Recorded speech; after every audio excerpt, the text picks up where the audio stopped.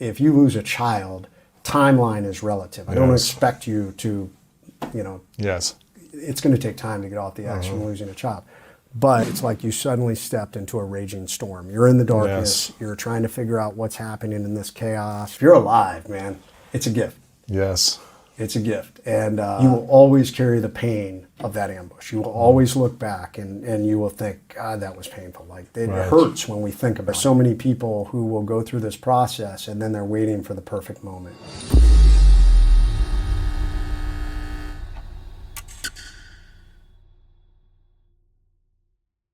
Those who are looking to accomplish their goals, but they feel stuck in life, what would you say were the strategies of the SEALs in accomplishing your goals at the highest level? What are some of the things that you guys did strategy-wise to make that happen? Structure and discipline. So muscle memory would be the biggest one, which is now many of the things that I teach in both Overcome and in my Pointman for Life program.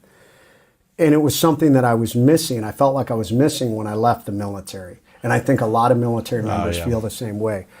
The SEAL teams are incredibly effective at what we do for a lot of reasons. One of the reasons is selection. So, and that selection is, there's a lot of things you have to do to qualify just to get to SEAL training. A lot of people don't realize how smart SEALs have to be. So there's a level of intelligence, there's a level of physical ability, there's a level of obviously resiliency that has to come into this. And then we put everybody through this meat grinder called SEAL training that eliminates anybody that doesn't have that ability. And then once we get, once you get to the SEAL team, it's how we train and build teams. And it's forged through tremendous adversity because our training, even once you get to a team, is designed to be very hard. I mean, some people would say almost sadistic in the way we would train. We would look for what is the absolute worst case scenario we can think of, and then how do we amplify that just a little more to make it even more make it even worse, and then train from that, and then train from that. And it was grueling and painful, and sometimes we got guys killed in training. I mean, you try to reduce the level of risk, but we also recognize that in order to be ready for combat, we have to train at the highest level. So. And in order to do that, it was a lot of repetition. And crawl, walk, run was the mentality. And it was not these big goals of, hey, I'm going to take down this entire town, like, right off the bat, because that's really complicated. That starts to get into all kinds of very complicated things. It was, how do I take down a single room? And we walk as we flow through it. And then it became, well, how do I take 2 rooms? How do I take 3 rooms? How do I take a house? How do I take a compound of 3 houses? How do I take a village? So it was a crawl, walk, run mentality all the time. And then structure and discipline in the way we trained. Everything was built up that way from shooting. Oftentimes I was a marksmanship instructor and I've trained some other people to shoot, and they're a little funny because the very first thing to do when I train anybody to shoot is you shoot at the, at the 3-yard line.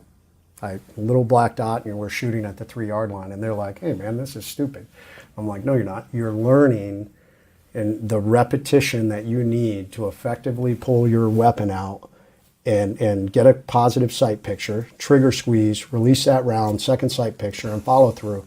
So that we can do that over and over and over again until, at whatever point, you're shooting from 50, 100 yards or more. Yeah. So all of that comes together to create small victories and repetition, structure, and discipline that all come together to be successful. How does someone create that for themselves when they're not in the military? So that's... Or not on a sports team. When I left, so what I began to realize, Overcome... When I wrote The Trident, which was my first book, it was just the story. It's my story of a young punk kid who did well enough to become an officer or a leader and then totally failed because of ego and arrogance, got a second chance, and then redeemed himself and then got wounded and kind of realized there was another level of leadership. And when people would read that, people would say, how'd you do that? And I couldn't definitively answer that question. So Overcome became, Overcome came out in, I I think 5 years after I wrote the Trident, because it took that long to kind of think about what enabled that. And a lot of that had to do with when I got out of the military, I missed that structure and discipline. I missed, you know, a lot of people don't understand that the military is sometimes a really simple existence, especially when you're deployed. Like when you're in the combat zone, it's a very simple existence. You eat, you sleep, you work out, and then you train and conduct missions. And you're worried about the guys around you. And the real world's really complicated. There's all these distractions. There's no one that gives you the guidance. No one hands you a mission and says, hey man, this is what you're doing today. You got to figure out your own mission. Exactly. And as I got out, I realized that I had to figure out my own mission. And all these things were not there. So I started with, okay, so how was I successful coming out of these injuries? Because that's what everybody wanted to see. How were you so positive? How'd you write that sign on the door? How'd you, you know, less than a year and a half after your injuries, launch a nonprofit? How did you, you know, later create your own speaking company and all these things? And I realized that I was super balanced as a leader when I was wounded. When you were wounded? When I was wounded. I wasn't prior to being wounded. Really? And not when I had the leadership failure. And at other points in crisis in my life, I realized I wasn't as balanced. If you enjoyed the interview, please hit the like button and share your thoughts in the comments. Maybe something they discussed resonated with you or reminded you of a time you used one of Redman's strategies without even realizing it. Feel free to tonight. And hey, if you haven't subscribed yet, please do. We're aiming for 10,000 subs this month, and your support means the world to us. It helps us keep creating content that matters to you. Thanks again. I think I saw one of your videos recently talking about like the key to successful leadership is balance. It is. I believe it. But balance is a misnomer too, because it's not like, well, I put 20% in this bucket, in this bucket, in this bucket. I teach something called the pentagon of peak performance. So 5 key areas that a leader should be balanced in. The foundational level is physical leadership. And it's something that I've come to find that all of us, as we get older, have a tendency to let slide. We do the opposite of probably what we should be doing. Just be going harder and yeah, because as we get older, we're breaking down, and we need to take care of ourselves better than we do when we're younger, where your body's so much more resilient. And that's why I tell people, as a leader, you need a lot of energy. You need to be able to think clearly. You need you know, sound mind in everything that you're doing. So that foundational level of physical leadership is critical to what you're doing, and that consists of sleep, nutrition, and fitness. So those 3 components. And my physical leadership saved my life when I was wounded. Now, for most people, hopefully you're never at that level. But in some ways, right now, you look at today, you know, COVID's kind of a strange thing, but for the most part, you know, it is individuals who are not healthy that are having the greatest problems. Right. And those with a stronger immune system seem to be doing better. Absolutely. And it's like that with other diseases. Right. So once again, physical leadership, to have the energy and the ability, we manage stress better. So that's the foundational level. Number 2 was mental leadership. And when I became a junior officer, and I was super arrogant, I really thought I knew everything. And I didn't challenge my beliefs. I didn't question my own capabilities. You know, do as I say, not as I do. I didn't do things to get out of my comfort zone. And those are the things that make up mental leadership. Constantly educating ourselves, constantly challenging our beliefs. We're in a day and age where it's dangerous, in my opinion, because social media feeds you the information that you like to see. And so many people don't go seek out, they don't challenge that belief system of what they're being fed. Right. So it only furthers their belief in things that may or may not be true, but because you keep clicking on that line of thought, you're being fed all that information. The news is no different. The media, people watch what they like to see, and it's very biased in this day and age. So mental leadership is constantly challenging your beliefs. It's doing your due diligence to find out what's really true and how does it play into who I am and what I'm trying to do. It's getting outside of your comfort zone. It's finding the individuals who are where you want to be and identifying them as mentors so you can be better, so that you're not surrounding yourself with individuals who are pulling you away from where you want to go. Right. Number 3, and this is the biggest one and my weakest point, and that's something I've found about the Pentagon. Most people have one area that they're super strong naturally, and then they have an area where they're super weak. And my weakest area was emotional leadership. And emotional leadership is our ability to maintain, as a leader, it's critical to be even keeled. We're not too hot, we're not too cold, we're not too excited, we're not too angry. Because people can count on you with that consistency. They know as a leader, I can come to you and tell you bad news, and you're going to take it well. And I can come to and tell you amazing news, and you're not going to burn it down drinking and be an idiot. Right. You got to ride that balance. And I really struggle with that because I was an emotional roller coaster when I was younger. And I came to realize that really damaged my credibility as a leader. Yes. And it's also choosing that positivity in the face of negativity. Nobody wants that leader that is just an emotional train wreck, or a negative Nelly. They want that leader who they can count on, that's positive, that's going to push you forward. They also don't want that leader that's something I call a leadership wrecking ball. A leader who they're all about the result, but they leave a path of destruction behind them. They'll crush you in their path to get things done. And that, in my opinion, is weak emotional leadership also. I mean, as a leader, we got to think about the others. The health of others, yes. And then Number 4? the last point, the last part of emotional leadership is managing our mouths. Because our mouth? Our mouth. Yes. Yeah, because so many people... So true. So many people... And I was guilty of this, and I'm not impervious to this. Like I said, this is my weakest area, but I'm really aware of myself now, because when we let that zinger fly, 90% of the time, it doesn't do anything to further what we're trying to accomplish as a leader. All it does is massages our ego. Well, I was angry in the moment, so I wanted to say this. I see this in relationships all the time. Husband and wife that let these zingers fly. It does nothing to further that situation in a positive way. No. That's part of being a leader also. Right. That people are going to disagree with you. So what? If you have conviction in who you are, it's just going to happen. I mean, in this world. Yeah. So. Another Navy SEAL that I had on, Chad Wright, said, your tongue is like a rudder in a boat. It's like whatever you speak, like it's going to start guiding you in that direction, or, influencing you in certain directions in your life. So make sure you really use your words correctly and based on where you want to go. Kind of back to the no negativity. If you're negative, it's going to affect you and take you down a negative path in your life. Feeling that way emotionally, you're going to attract negative people. So, you made that decision in that moment to speak differently, use words differently, which I think was powerful. Yeah. Okay, so that was 3. Number 4? Social leadership. Social leadership. How do we build the rings of influence around us? So, and I break that down into 4 rings of influence. The outermost ring is our work relationships. The innermost ring is a lot of times our work acquaintances / friends.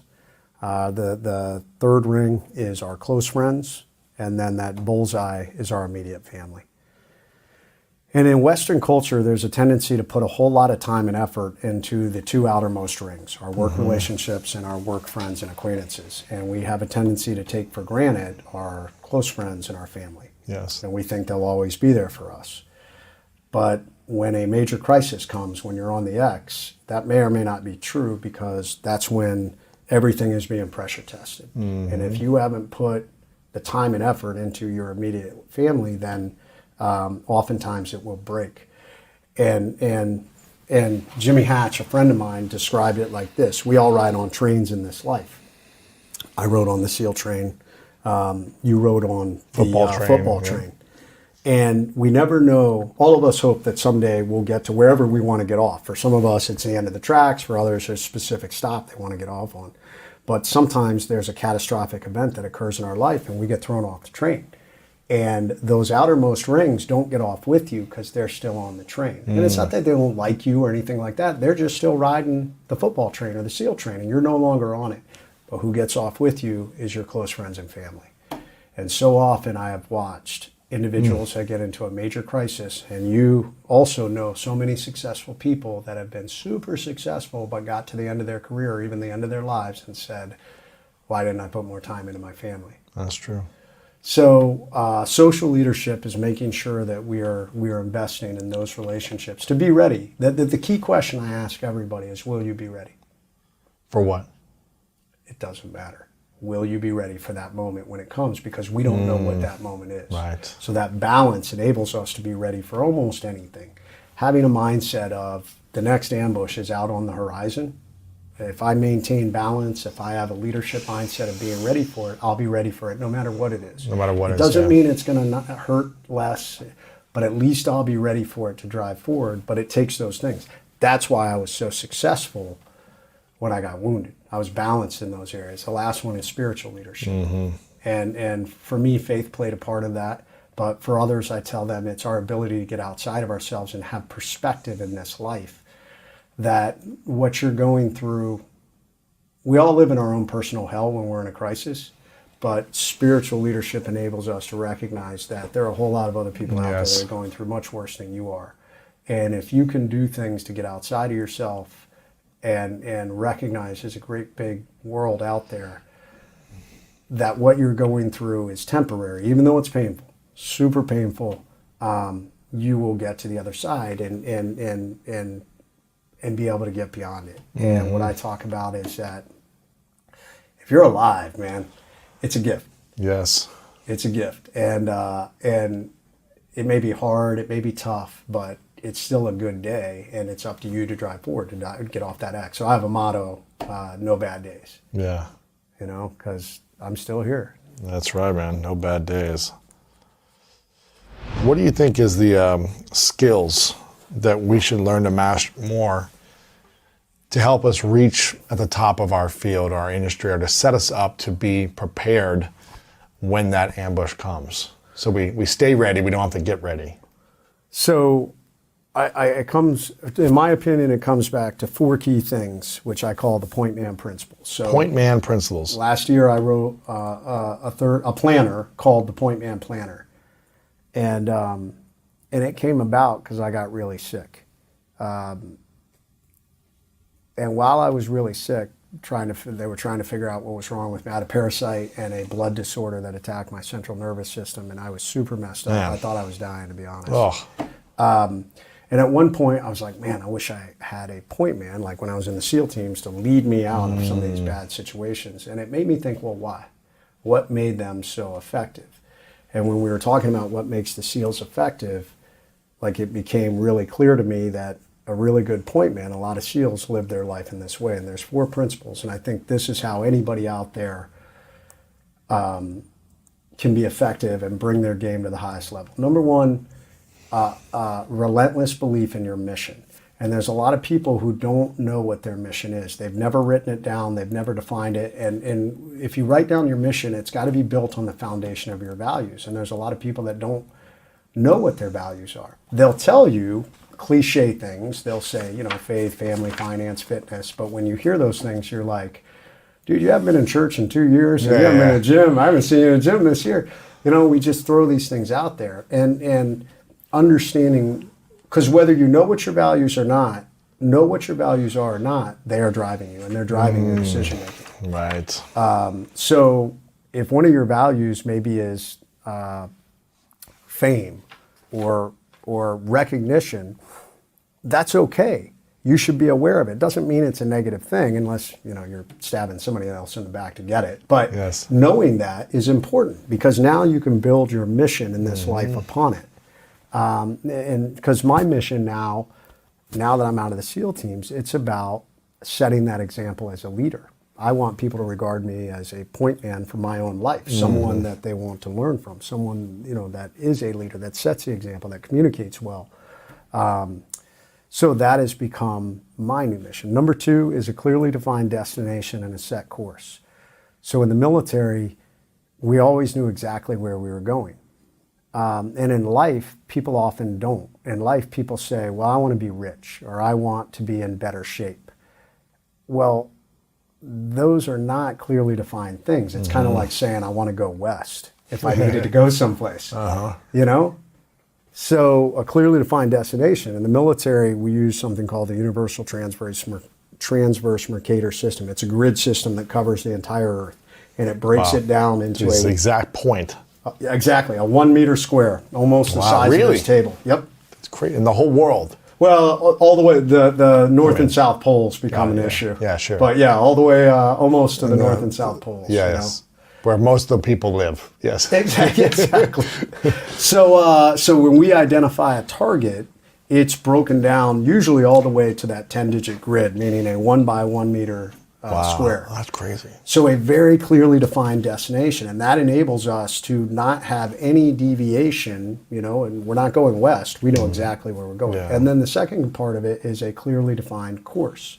And that course is a bearing on how we get there or how we follow our compass to get there. Most people may have one, but they don't have the other. And you can't get to where you're going without having both. They may have the destination, but not know the how to get there. That's right. Because the course becomes the how-to. It becomes our waypoints. Like, I give the example of when I wanted to be a SEAL as a kid, I knew that was my destination. That was a very clearly defined destination. And the course was all the things that I had to do. So I had to enlist in the Navy. I had to get accepted. I had to get a SEAL contract. I had to physically pass the SEAL screening test. I had to academically pass the ASVAB score with a high enough score to get picked up for SEALs. I had to get a SEAL rating. I had to graduate from my A school. I had to get the SEAL training. I had to make it through SEAL training. I had to make it through Hell Week. Right. All these things were waypoints on the course. So if people can break their goals down in this manner, and I break them down in the Pointman Planner quarterly, and then every day we make sure I do something called the rule of 3 Ps, 1 physical, 1 personal, 1 professional. Every day we're moving the needle just a little bit towards those goals. That's how we stay on course. Right. Number 3 of the Pointman principles is risk assessment and situational awareness. So many people walk through life totally blind. When we talk about will you be ready, they're not ready for the ambushes that are coming, and oftentimes they never see them coming, even though the signs were there. So one, are we regularly doing risk assessments of where we are in our life? Are we still balanced? Are we still taking care of ourselves, you know, both in the Pentagon and peak performance? Are we making sure that our destination is front sight focus, that we're on course, that we're hitting the waypoints we should? So we're consistently doing a risk assessment. We're also looking for the indicators that an ambush is on the horizon. Yes. And so many people don't. So then they walk into these ambushes and they're like, oh my God, I never saw that coming. Okay. And number 4, so it's risk assessment and situational awareness, right? Yep. And the 4th one? Is an overcome mindset to get off the X as quickly as possible. Overcome mindset. Yeah. So you can't prevent every ambush. Most I estimate that most people in this life will go through 5, at a minimum, 5 major life ambushes. And I define a major life ambush as anything that will forever leave physical, mental, emotional, or deep financial scars. And you'll never fully recover from it. You know, or let me rephrase that. You will always carry the pain of that ambush. You will always look back and you will think, God, that was painful. Like it hurts when we think about it. And I tell people that on the lower end of the scale, it can be the ending of a relationship. It can be the ending of a marriage. Job, personal failure, professional failure, lawsuit, bankruptcy, the failure of a business. It can be life-threatening illness or injury, life-threatening illness or injury to someone you love. It can be sexual trauma to you or someone you love. And then at the higher ends, it starts to get into the loss of a loved one, or one of the highest I've seen is the loss of a child. Oh, man. Yeah, that's tough. So having a mindset of readiness and knowing that unfortunately those things could happen, and I teach something called the REACT methodology, so it's a system to use when these ambushes come. What's that system? So REACT is an acronym for when an ambush comes, the very first thing we have to do is recognize that we are in a crisis. And it goes back to what we were talking about in the beginning. When you're on the X, there's a natural tendency to procrastinate and deny and look at the past or the future or It's hard to blame. recognize, yeah. It's usually the hardest, and depending on the level of ambush. And I want to make sure that people understand, if you lose a child, timeline is relative. I don't Yes. expect you to, Yes.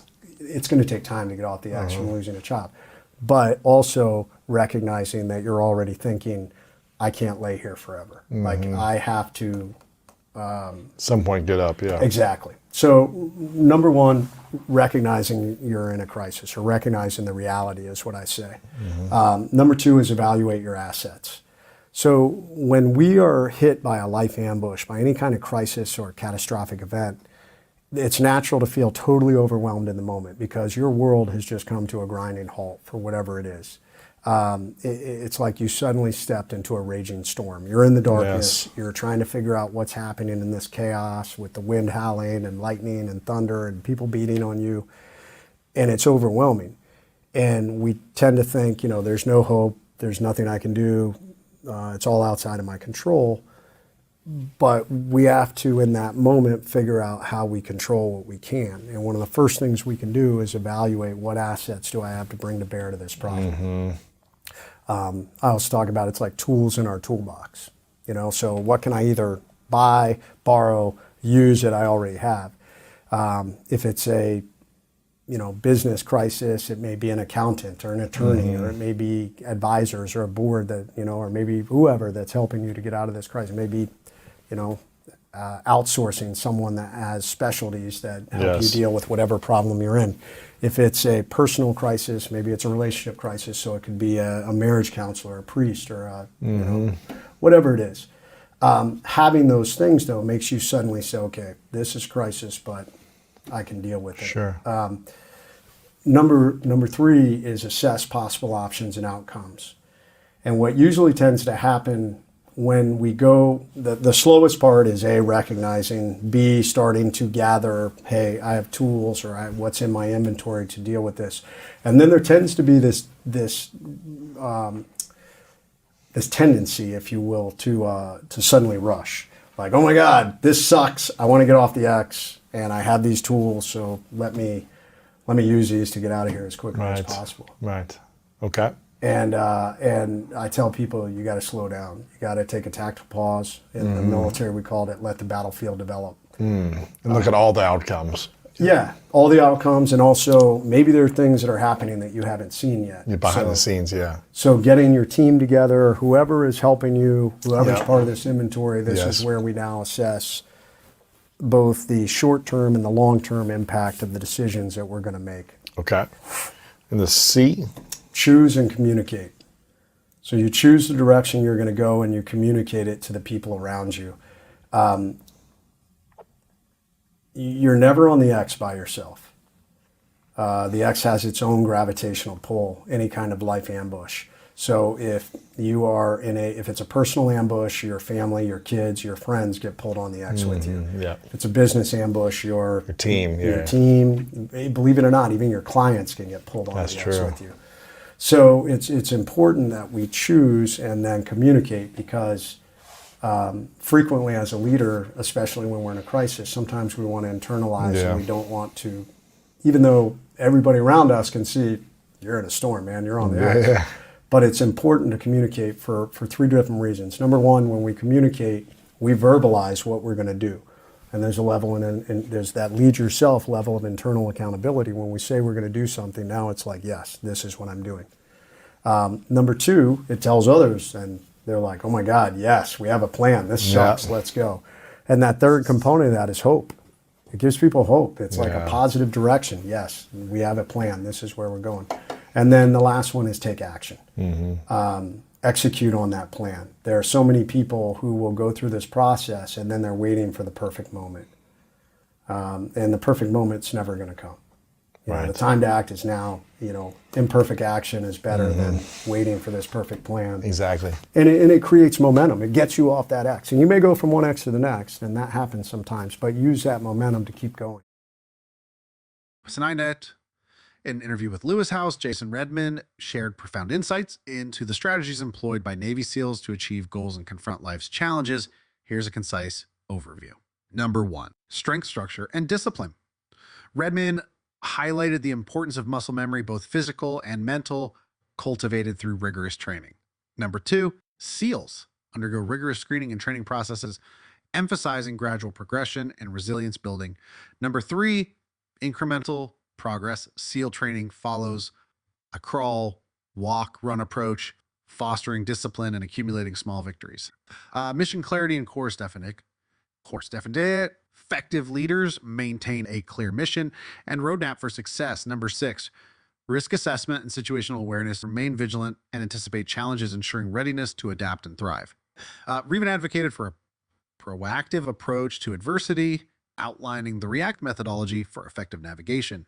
Redman's insights offer a comprehensive framework for achieving goals, overcoming obstacles, and maintaining readiness in the face of life's challenges. Through discipline, resilience, and effective leadership, individuals can navigate adversity and strive for success in their personal and professional lives. By embracing these principles, they can forge their paths with confidence, purpose, and resilience, ultimately realizing their full potential and making a meaningful impact in the world.